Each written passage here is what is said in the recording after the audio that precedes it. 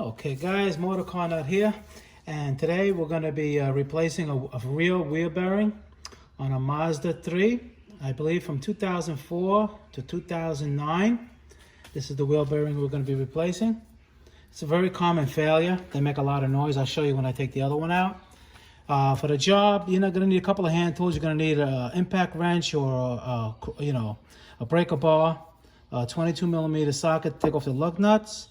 You're going to need a 14 millimeter socket. You're going to need a Torx 40, Torx 50, and a Torx 45, and a couple of extensions and a screwdriver, and basically you can replace it yourself. Okay, I got everything loosened already, to save time. And number one thing you're going to do, obviously, take off the wheel. You jack the car up, you put it on jack stands. Do not rely on the jack for the only thing to lift it. It's not designed to hold, it's designed to lift. All right, you take it off, and then the next thing you're going to do is you're going to want to take the brake caliper off. That's where the T45 comes in. You put the T45 in the back over here. There's going to be a little cap. You may have a plastic cap in here. Okay, like this one has a cap. You take the cap off, you get your T45, you put it in there. All right, it's an Allen key too, but I got a T45 and it works good. If you have an Allen key, you can probably get, I don't know what size it is, but the T45 works good to get them out. You unscrew them out. These are like pins, and you take them out like that. And what you're gonna do, you're gonna come over here, and you're gonna take the spring off right here. You put a screwdriver in there, and you just take it off, and you get it off like this. Just take it out of the way. Okay, then when you pull your pins out, this slides out of the way. All right, I have something here to hang it. You don't want it to hang by itself. Keep it with some kind of a hook or something to keep the pressure off the lines. And another thing you're going to want to do with these type of cars, you can't put a screw clamp to press the piston in. You have to get like a lock wrench like this. And then what you do is you clamp it in, and then you got to turn it. Because there's two holes here for a special tool, but you're not going to have that. You don't need that special tool. You just grab it on both sides. Try to grab it all the way on the top so you don't mar the surface. And you just turn it in, and basically like it screws back in. You can't just press it in. It won't press in with a screw clamp until you're flush. This one has the boot missing. This is going to have to be replaced. Hopefully yours has a good boot. And you hang it out of the way. Then you're going to take, on the other side over here, you're going to take your pads off.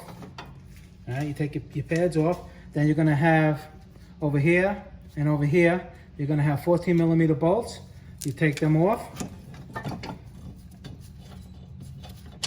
Two of them, one there, and then the bracket comes off. Okay? After the bracket comes off, your brake rotor comes off. Okay? Comes right off. Now, what you're going to do, there's going to be 4 bolts in the back. You have to go in the back to see it. Okay, you got your 4 bolts. They're going to be T50. One here, one there, one on the other side right there, and you got 4. All right? You take them out, and then the bearing is going to be getting ready to come out. Before that, this car doesn't have ABS. You may have an ABS right here. There's going to be like a little sensor. You can just disconnect the sensor. All right, just move the plug out of the way, and then it comes out. Okay, obviously yours is not going to come out so easy like this one. You may have to hit it with a hammer, and being that you're replacing the bearing, because I don't recommend hitting anything with a hammer that has a bearing, but it doesn't matter because you're replacing it. You hit it until she comes out, and the dust shield comes out too. You see, it goes here, and that goes there. What you're going to do too, because of the rust that's here, you want to clean this up nice and clean, get all the rust out, so when you put the new one in, it just slides in, and you can adjust it easy to get your 4 bolts again. And you can even hear the noise. Listen to this.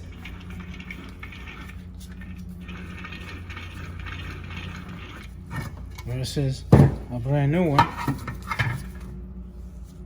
You don't hear anything.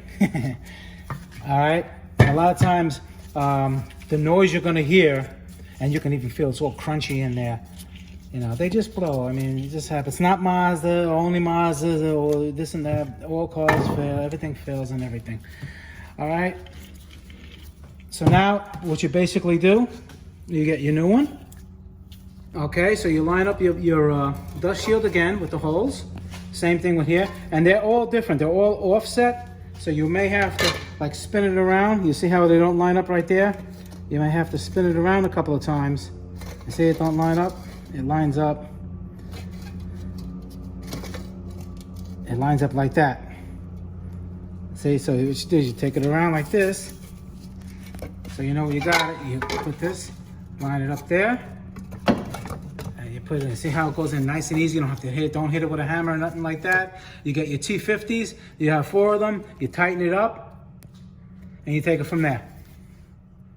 Okay, now once you got that torque down, then you're going to put your rotor back on. Then you're going to put your